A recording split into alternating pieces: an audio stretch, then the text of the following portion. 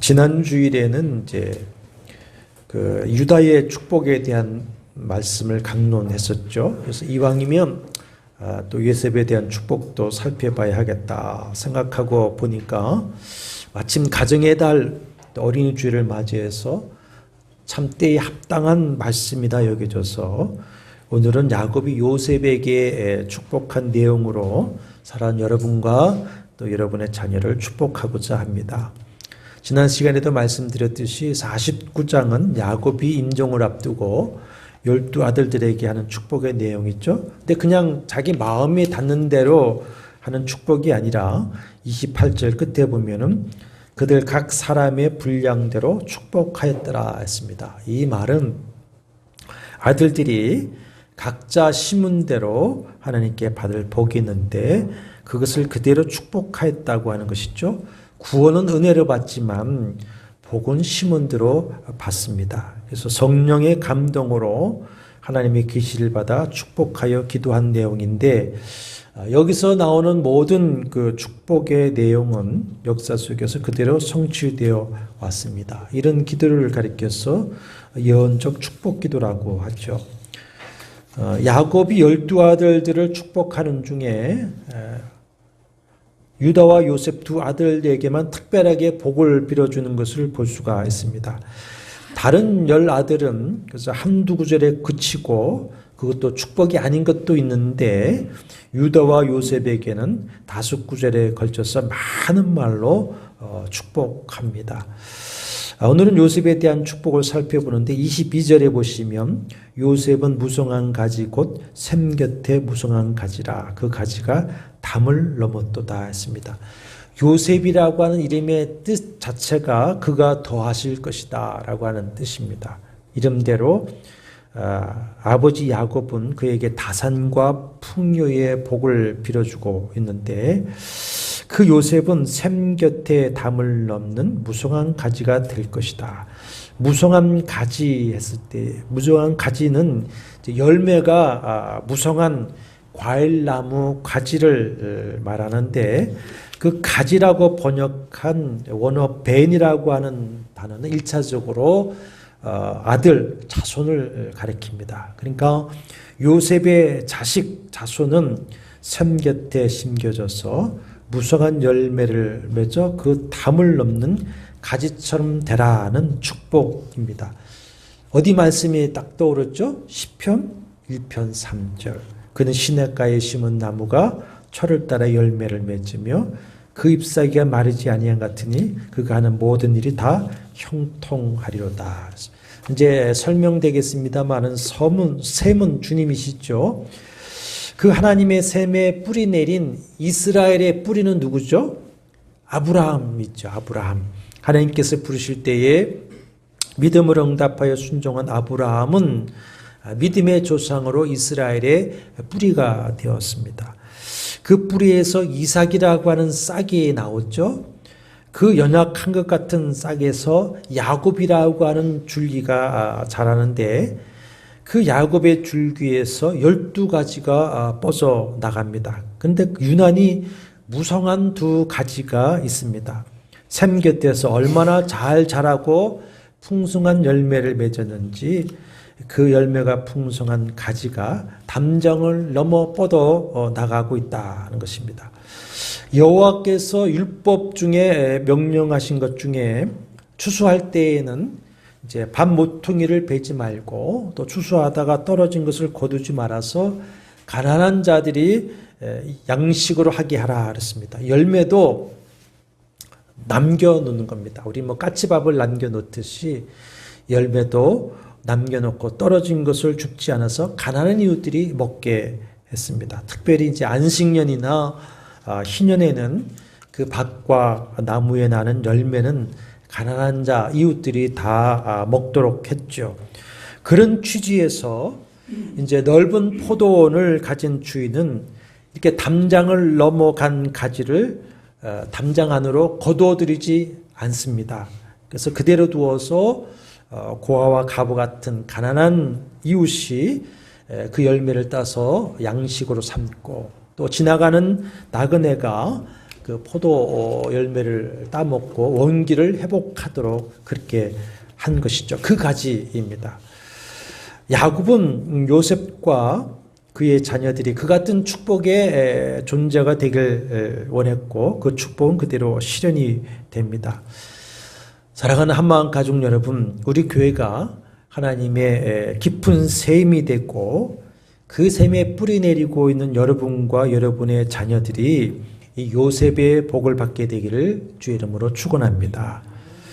요셉의 복을 자세히 살펴보기 전에 지난주 강론한 유다의 복과 비교해 보는 것이 우선 좀 되어야 될 것 같습니다. 들으시면 이해가 될 것인데 유다와 요셉의 복을 잘 정리한 말씀이 있습니다. 한번 찾아보시죠. 역대상 5장입니다.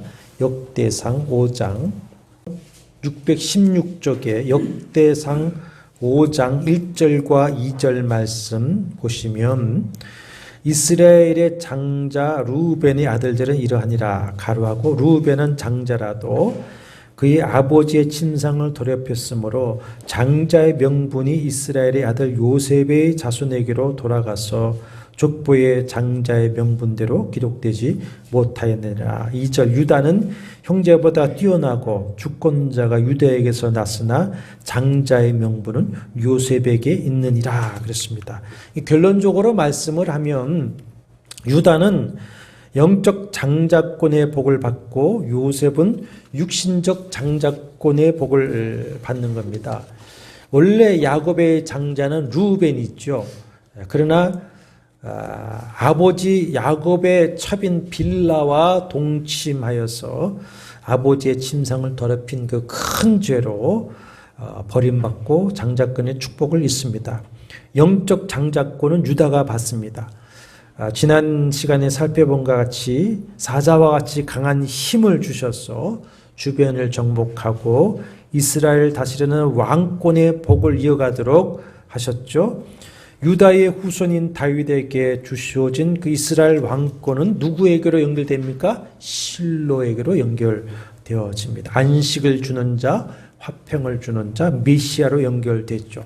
메시아이신 예수 그리스도는 유다의 후손 다윗의 자손으로 오셔서 하나님 나라를 세우시고 구원을 완성하셨습니다. 그리고 영원한 만행의 왕으로 다스리시는 것입니다. 그러므로 유다의 복은 하나님의 구원의 역사를 일으키는 영적 축복입니다. 그렇기 때문에 8절에서 유다는 형제의 뭐가 되는 겁니까? 찬송이 되는 거예요. 찬송. 요셉의 복은 역대상 5장 2절의 말씀대로 육신적 장자권을 받습니다. 그래서 다른 형제들, 다른 지파보다 많은 복을 상속받습니다. 창세기 48장에 보면은 요셉이 아버지 야곱이 이제 늙어 병들었다는 소식을 듣고 므낫세와 에브라임 두 아들을 데리고 병문안을 하죠. 그때 야곱은 요셉의 두 아들을 축복하는데 5절과 6절에 보면 요셉에게 하는 말이 에브라임과 므낫세는 내 것이다. 내 것이고 내 유산을 받을 것이다. 너는 내 것은 에브라임과 므낫세 그 다음이 네 것이 될 것이다. 이렇게 축복합니다. 결국 요셉은 두 지파의 복을 받죠. 출애굽 때부터 두 아들은 두 지파를 형성하게 되고 하나님의 약속하신 땅 가나안 기업을 정복해서 기업을 분배할 때에 제사장 레위세 지파에게는 땅을 주지 않는 대신에 누구에게 줍니까? 요셉의 두 아들 에브라임과 므낫세가 각각 땅을 분배받습니다. 장자는 다른 형제에 비해서 2배의 분깃을 받는 법인데 이것을 통해서 바로 요셉이 장자권을 얻었음을 확인해 주는 것이죠. 유다의 복과 요셉의 복을 정리하면 유다의 복은 영적 구원의 도구로 사용되는 복이고 요셉의 복은 현실적인 복입니다. 구원받은 성도가 이 땅에서 누릴 하나님의 풍성한 복을 말씀하고 있습니다. 그러니까 구원과 연결된 많은 축복들이 있죠. 예를 들어서 어떤 사람에게는 영적인 지도력의 축복이 주어지고 어떤 사람에게 물질적 축복이 주어지고 또 어떤 사람들에게는 좋은 달란트의 축복이 주어지는 것들, 그것이 요셉의 복이라고 할 것입니다. 우리가 보통 구원을 말하면 죄에서 건져주시는 것만을 생각하기 쉽습니다. 그러나 구원은 거기서 끝나는 것이 아닙니다. 영혼의 구원만을 구원이라고 한다면 그것은 헬라의 영지주의 영향을 받은 이원론적인 구원관입니다. 이원론적인 그 철학 구원관은 이런 것이죠. 모든 육체는 악합니다. 영만이 선합니다. 그래서 구원이 뭐냐? 약한 육체에서 영이 해방되는 것. 그것이 구원입니다.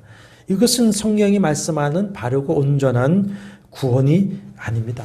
성경은 무엇까지 구원을 말씀하고 있습니까? 장차 우리의 몸의 부활까지 말씀하고 있지 않습니까? 이런 그 이원론적인 구원관을 가진 자들은 영원히 구원받았으니까 그 다음에는 뭐 성품이라든지 삶은 어떠든지 상관이 없는 겁니다. 그러나 구원은 성경이 말씀하는 구원은 전인적이고 전인격적인 구원입니다.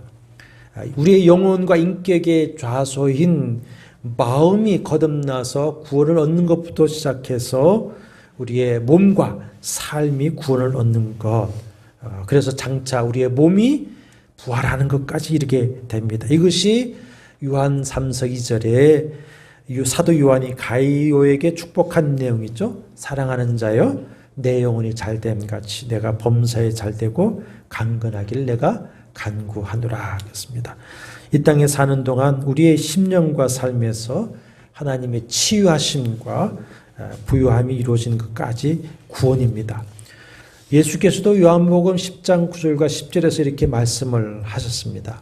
내가 문이니 누구든지 나로 말미암아 들어가면 구원을 받고 또 들어가며 나오며 꼴을 얻으리라. 도둑이 오는 것은 도둑질하고 죽이고 멸망시키려는 것뿐이요 내가 온 것은 양으로 생명을 얻게 하고 더 풍성히 얻게 하려는 것이라.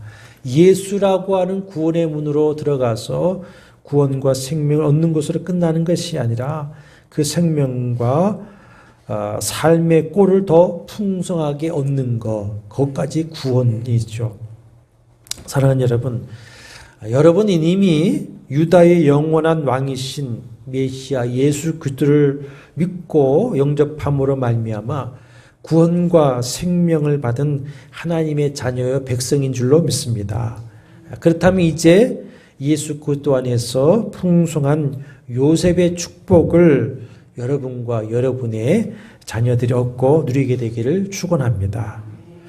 그러면 이제 우리가 받길 원하고 받을 요셉의 복이 어떤 것인지 살펴보겠습니다. 말씀을 들을 때 요셉은 그런 복을 받았구나 그러지 말고 아멘하여서 하나님께는 영광을 돌리고 나의 복으로 삼으시기를 바랍니다. 믿고 순종하면 나의 축복이 되는 겁니다. 첫 번째 복은 22절에 샘 곁에 심긴 나무 가지가 무성하여서 그 열매를 맺는 가지가 담을 넘는 복이다. 시편 1편에 복 있는 사람은 시냇가에 심은 나무가 철을 따라 열매를 맺으며 그 잎사이에 마르지 않은 가지니 그가 하는 모든 일이 다 형통하리로다 하셨습니다. 그 25절 제 하반절 말씀에도 보시면은 위로 하늘의 복과 아래로 깊은 샘의 복과 젖먹이는 복과 태의 복이로다 했습니다. 위로 하늘의 복은 때를 따라서 이른 비와 늦은 비가 내리고 아침에는 이슬이 내리는 것입니다. 이슬 하면은 우리나라의 이슬은 아침에 그저 촉촉하게 젖는 정도지만 그런 열대 지역의 아침 이슬은 가랑비 같습니다. 그러니까 충분히 생명이 되는 겁니다.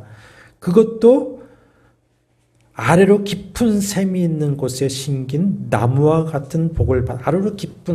아래 깊은 곳에 은밀하게 감추어져 있는 샘이라는 거죠. 거기에 심겨졌다. 그런 복이다 말씀하고 있습니다. 그래서 젖먹이는 복, 자녀의 복 받는 것이죠. 신명기 33장에 보면 신명기 33장은 모세가 이제 임종을 앞두고 다시 이스라엘 자손을 축복하는 말씀인데 각 지파를 축복하는데 이제 13절에서 16절이 요셉에 관한 축복인데 그 중에 13절 14절에 다시 이렇게 요셉에 대해서 축복합니다. 원하건대 그 땅이 여호와께 복을 받아 하늘의 보물인 이슬과 땅 아래 저장한 물과 태양이 결실하게 하는 선물과 태음이 자라게 하는 선물과 그랬습니다. 팔레스틴 지방에는 이 샘이 깊어 마르지 않는 곳을 찾기 힘들지요. 그래서 샘 하나, 운물 하나를 얻기 위해서 생명을 걸고 싸우게 됩니다. 생명이니까요. 그러니까 창세기 26장에도 보면은 이삭이 하나님께 은혜를 받아서 가는 곳마다 아버지가 판 운물도 발견하고 운물을 파게 되죠. 그때마다 누가 쫓아옵니까? 블레셋이 쫓아와서 자꾸만 싸움을 겁니다. 그러니까 또 죽고 가고 또 죽고 갔죠. 그 당시에 블레셋은 이제 그 그레데라고 하는 섬에서 막 가나안으로 이주해 오는 과정이기 때문에 그 땅과 우물을 차지하기 위해서 그렇게 했던 것입니다. 비가 적은 지역이기 때문에 여름 가뭄에는 우리나라는 뭐 여름에 비가 많이 오고 겨울에 가물지만 그 지역은 여름은 가물고 겨울 비가 옵니다. 웬만한 웅덩이는 그 가뭄 때는 다 말라버리고 강에도 물이 없습니다. 강이라는 것이 그죠? 요단강이 큰 강이 있죠. 여러분 뭐 사진에도 보면 요단강 그게 우리나라에 비하면 그게 강입니까? 그냥 내죠. 큰 강이고 비가 올 때나 이제 강이 되어서 물이 흐르지 평소에는 그저 마른 골짜기. 여러분 그 성경에 보면 골짜기가 많이 나오는데 그것이 와디 지역입니다. 우기에는 막 비가 쏟아져 내려가는데 건기에는 그냥 마른 거죠. 그러니까 골짜기가 되어지는 것이 와디입니다. 그럼에도 불구하고 근원이 깊은 샘은 그 심한 가뭄에도 마르지 않기 때문에 그 곁에 심긴 나무는 가지가 담을 넘길 정도로 무성하게 된다. 25절 말씀대로 하나님께서 하늘의 문을 열어 때를 따라 비어 이슬을 주시며 아래 깊이 감춰져 있는 샘이 마르지 아니하는 복을 주신다는 것입니다. 사실 이것은 이 축복을 받을 때에 이미 요셉을 통해서 실현되지 않았습니까? 세상에 7년 대가뭄이 있었고 흉년이 있을 때에 세상이 다 마르고 창고가 다 비워지는데 요셉의 창고는 마르지 않았습니다. 그래서 그 담을 넘어서 자기 형제와 세상을 먹여 살렸습니다. 그러면 그 요셉의 깊은 샘은 무엇입니까? 요셉의 복이 무엇인가 하는 것입니다. 25절입니다. 25절 보십시오. 같이 읽으실까요? 내 아버지 하나님께로 말미암나니 그가 너를 도우실 것이요 전능자로 말미암나니 그가 내게 복을 주실 것이라. 위로 하늘의 복과 아래로 깊은 샘의 복과 젖먹이는 복과 태의 복이로다. 요셉의 복은 누가 주시는 것입니까? 전능하신 하나님. 아멘이십니까? 자, 야곱의 축복의 말을 다시 보십시다. 내 아버지의 하나님께로 말미암나니. 내 아버지는 누구죠? 야곱 자신의 하나님께로 말미암나니 그가 하나님이 너를 도우실 것이요 내 하나님이 너를 도우실 것이요 전능자를 말미암나니 그가 내게 복을 주실 것이다. 이 말에는요 야곱의 삶의 신앙 고백과 간증이 담겨져 있는 것입니다. 24절에서도 야곱의 전능자 이스라엘은 누굽니까? 야곱 자신이 있죠. 이스라엘의 반석인 목자의 손을 힘입음이라. 사랑하는 여러분, 부모된 우리에게 이 야곱과 같은 하나님에 대한 체험적인 신앙 고백이 있으십니까? 여호와 하나님은 전능하신 하나님이요 나의 반석의 목자가 되셔서 나를 도와주셨고 그런 나의 하나님께서 너에게도 복을 주실 것이다 라고 자녀를 주의 이름으로 담대히 여러분은 축복하실 수가 있습니까? 저와 여러분에게도 이런 야곱과 같은 신앙 고백이 있고 자녀들을 이렇게 축복할 수 있는 신앙의 담대함이 있게 되기를 바랍니다. 이런 신앙 고백이 있는 부모는 자녀를 그렇게 담대하게 축복할 수 있겠지요. 누가 요셉의 기쁜 셈이죠? 전능하신 하나님, 이스라엘의 목자요 반석이신 주님이시다. 마찬가지로 누가 우리의 마르지 않은 기쁜 셈이십니까? 아브라함과 이삭과 야곱의 하나님이신 우리 하나님이 우리의 마르지 않은 기쁜 셈인 줄로 믿습니다. 하나님의 복이라고 하는 것은 일시적으로 홍수처럼 지나가 버리고 말아버리는 그런 가늘천, 와디와 같은 일시적인 복이 아닙니다. 하나님은 영원하시고 전능하신 분이기 때문에 그 은혜의 셈은 마르는 법이 없습니다. 그 셈에 가서 우리가 먹냐 마느냐가 우리의 문제지 하나님의 은혜의 셈은 마르는 법이 없습니다. 그러나 세상의 셈은 마릅니다. 세상의 셈은 우기에 넘치는 것 같아도 곧 말라 버립니다. 이 세상의 축복은 모두 일시적이지 않습니까? 비가 올 때에는 온 세상이 물바다 같습니다. 아무 걱정이 없고 그야말로 우후죽순처럼 잘 자라는 것 같지만 가뭄이 오면 다 말라 죽습니다. 그러나 깊고 마르는 법이 없는 하나님의 은혜의 샘물에 깊이 뿌리를 내리고 있으면 어떤 비바람에도 쓰러지지 않습니다.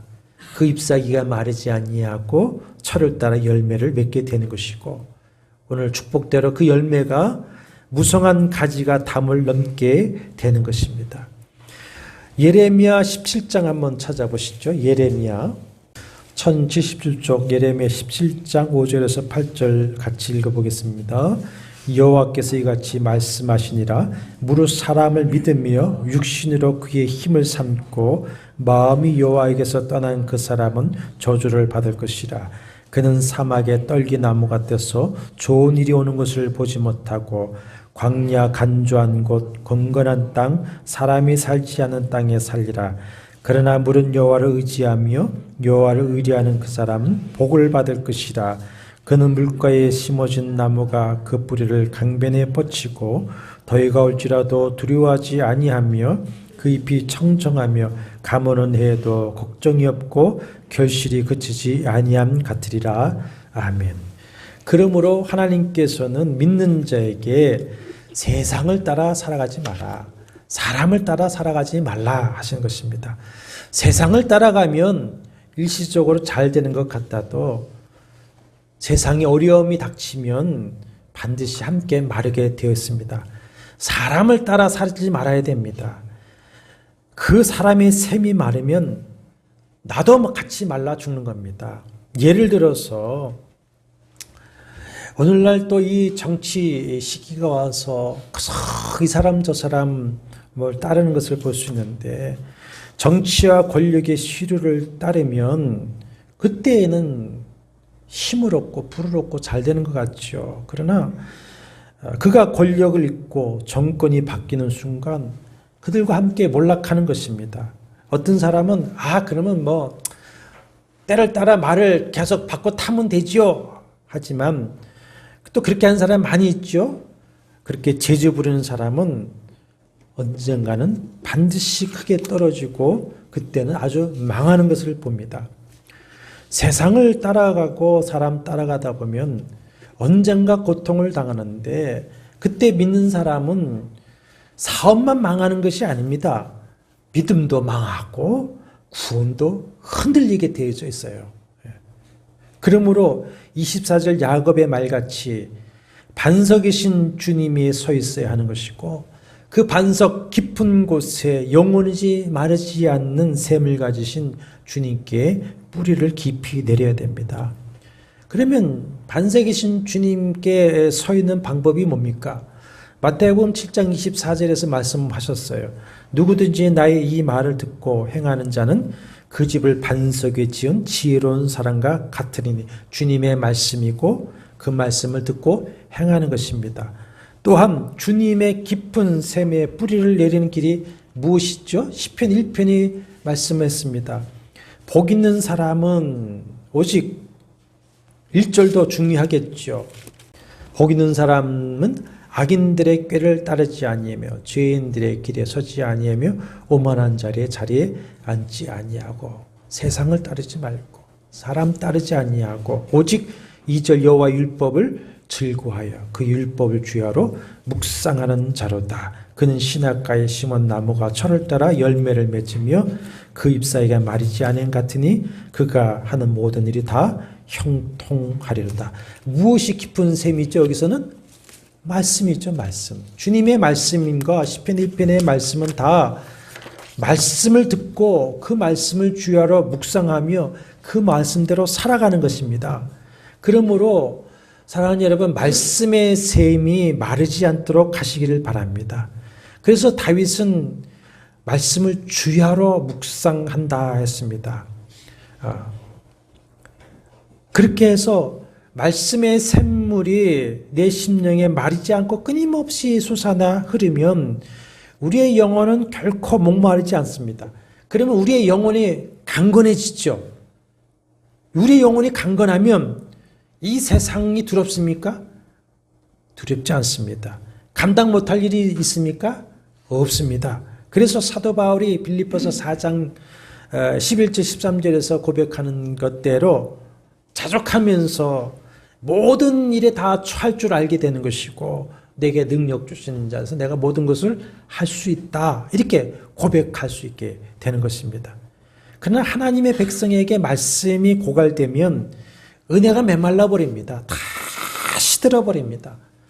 내 영혼이 약해지고 마음이 약해지니까 도전과 시련, 시험을 이기고 의의 열매를 맺을 힘이 없어지는 거예요. 힘이 없어. 이걸 해야지, 이겨내야지 하지만 이겨낼 힘이 없는 겁니다. 마음이 힘이 없는 겁니다. 해내야 되지만 해낼 힘이 없는 겁니다. 왜 그렇습니까?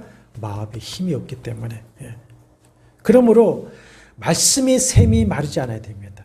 그리고 교만한 마음을 가지고 나는 광야에서도 내가 살아갈 수 있어. 그렇게 광야에 나가면 말라 죽는 겁니다. 나는 주님이 아니면 할 수 없습니다. 은혜가 아니면 살 수 없습니다. 겸손한 마음으로 주님을 붙들고 살아가시기를 바랍니다. 야곱이 요셉에게 한 둘째 축복은 처음에는 어려움을 겪어도 나중에는 그 힘이 아주 강해질 것이라고 하는 것입니다. 23절, 24절인데 거기 활 쏘는 자가 나오죠.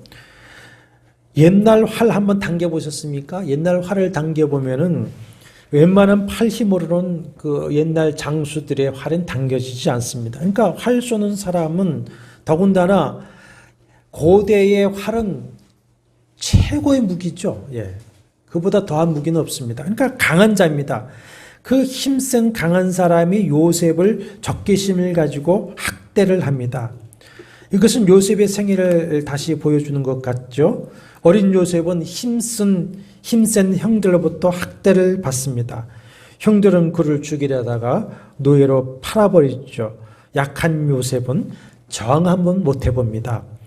애굽 내려와서도 바로의 친위대장인 보디발이나 그의 아내와 같은 강한 자에게 압제를 받습니다. 힘없는 그는 당하고 맙니다.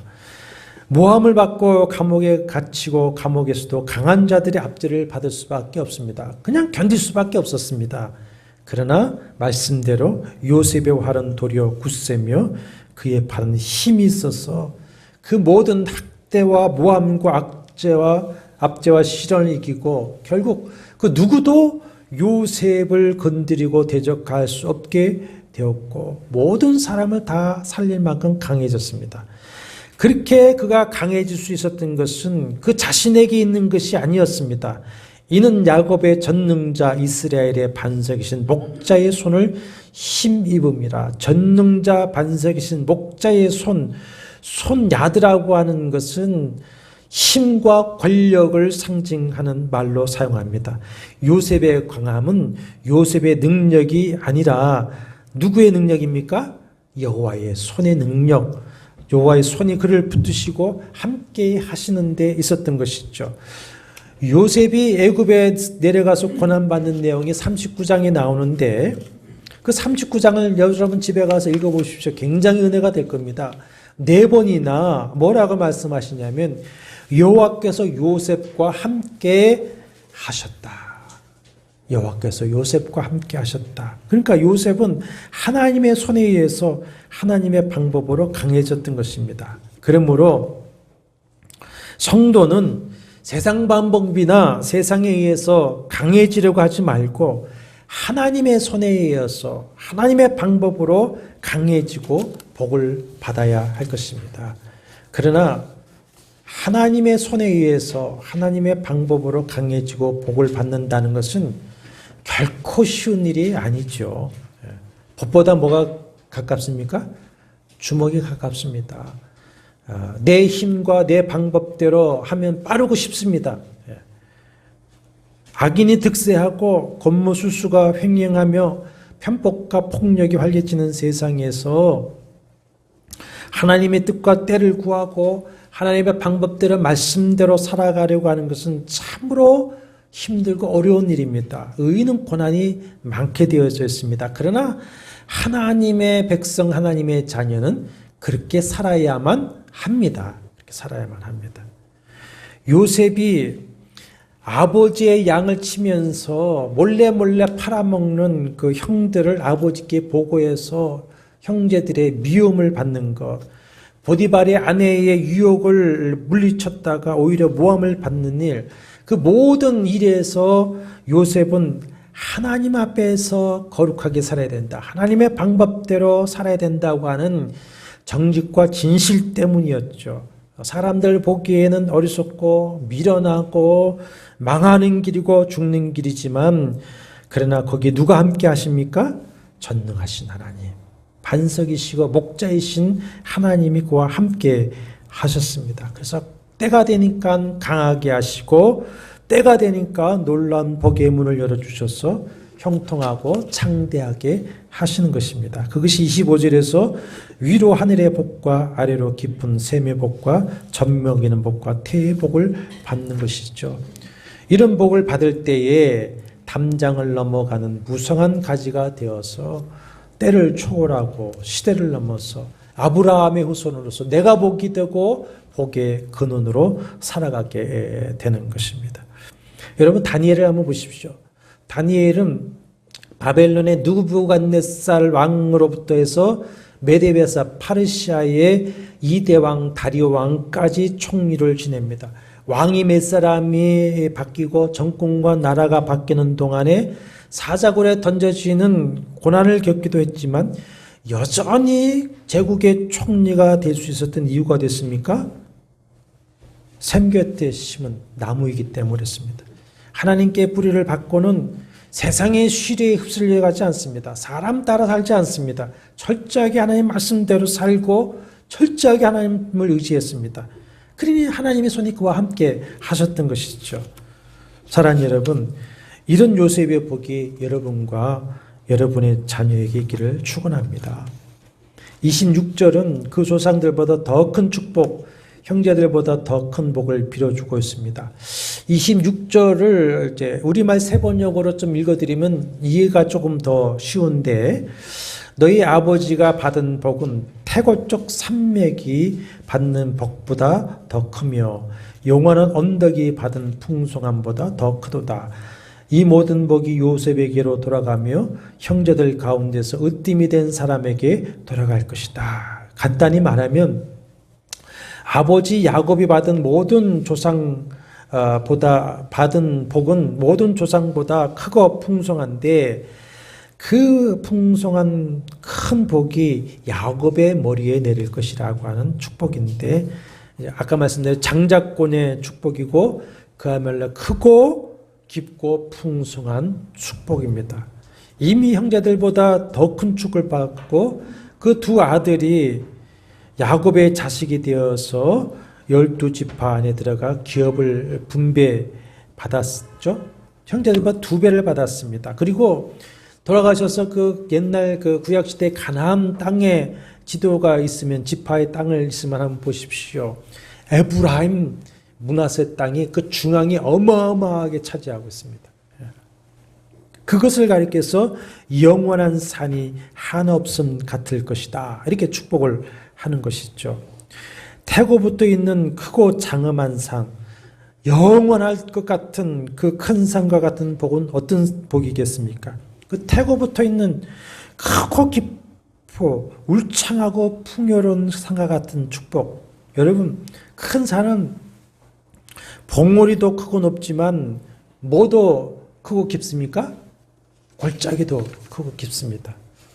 그 크고 깊은 골짜기는 반드시 물이 마르지 않고 그 물을 생명 삼아서 그 산에는 온갖 동식물들이 풍요하고 모든 것을 품을 수 있는 넉넉함이 그 큰 산에는 있는 거 아닙니까? 지금 야곱은 요셉에게 그런 넉넉함과 풍성함이 있을 것이라고 축복하고 있는 것이죠. 사랑하는 여러분, 우리가 그런 큰 산이 되기를 원합니다. 높은 진리의 봉우리가 있지만 한편으로는 깊은 사랑과 겸손의 섬김의 골짜기가 있어서 다 모든 것을 포용하고 풍요로움을 내어줄 수 있는 넉넉한 품이 되기를 원합니다. 여러분과 여러분의 가정과 산업이, 우리 교회가, 그리고 제 자신부터가 그런 큰 산이 되었으면 좋겠습니다. 큰 산이 모든 것을 다 푸고 내어줄 수 있는 그런 큰 산. 그러나 이런 큰 산이 되기 위해서는 그만큼 깊은 골짜기가 생겨야 하지 않습니까? 깊은 골짜기 없는 큰 산이 없지 않습니까? 고난과 연단의 큰 물에 깎여 내려가는 그런 인내와 믿음의 골짜기, 인내하면서 깊이 기도하는 그 기도의 골짜기, 겸손의 깊은 골짜기, 참고 견디면서 주님과 동행하는 그 깊은 골짜기가 생길 때에 반대급부로 높은 봉우리 같은 큰 산이 되고, 그래서 많은 것을 넉넉히 품고 내어줄 수 있는 큰 산이 될 수가 있습니다. 이제 말씀을 마치려고 합니다. 사랑하는 여러분, 먼저 부모된 우리가 야곱과 같은 간증과 축복을 가진 큰 산이 되기를 바랍니다. 그래서 우리의 자녀들에게 요셉과 그 두 아들과 같은 축복을 할 수 있게 되기를 바랍니다. 그래서 우리와 우리 자녀들이, 그리고 참으로 우리 교회가 그 가지가 담을 넘는 샘 곁에 무성한 가지가 되고 전능하신 하나님의 손이 함께 하심으로 더욱 강건해지고 축복의 큰 산이 되기를 축원합니다. 이를 위해서 우리가 꼭 기억해야 될 말씀이 있습니다. 28절, 이 복은 그냥 받는 게 아닙니다. 그들 각 사람의 분량대로 축복하였더라. 믿음과 행함으로 그에 합당한 복을 받는 겁니다. 심은 대로 거두는 것이죠. 여러분, 심을 때 무엇으로 심습니까? 믿음으로 심습니다. 이것을 심으면 자랄 것이라고는 믿음이 있으니까 심는 것이죠. 믿음으로 심는 것이고, 그 믿음으로 심고 수고하였을 때에 거기에서 심은 대로 복을 거두는 거 아닙니까? 그러므로 믿음으로 날마다 깊은 말씀의 샘물을 길러내시고 깊이 기도의 골짜기로 들어가시고 말씀 앞에 충성스럽게 몸부림쳐, 주님이 그러지 않았습니까? 너희가 피 흘리기까지 하지 않느냐? 그렇게 말씀을 충성스럽게 살아가면서 전능하신 하나님의 손을 의지하면서 살아가면 주님이 반드시 우리와 함께 하시고 우리를 주의 복의 통로로 사용하여 주실 줄로 믿습니다. 이 시간 함께 기도하실 때, 주님, 나와 우리 자녀들이 야곱과 요셉과 같은 큰 축복의 산이 되기를 원합니다. 우리 교회가 담을 넘는 무성한 가지가 되기를 원합니다. 한번 그렇게 간절히 교회와 우리 자녀들을 위해서 축복하며 기도하겠습니다. 여호와는 내게 복을 주시고 너를 지키시기를 원하며, 여호와는 그 얼굴을 내게 비추사 은혜 베푸시기를 원하며, 여호와는 그 얼굴을 내게로 향하여 드사 평강 주시기를 원하노라. 주 예수 그리스도의 은혜와 하나님의 사랑과 성령의 교통하심이 너희 무리와 함께 있을지어다. 아멘.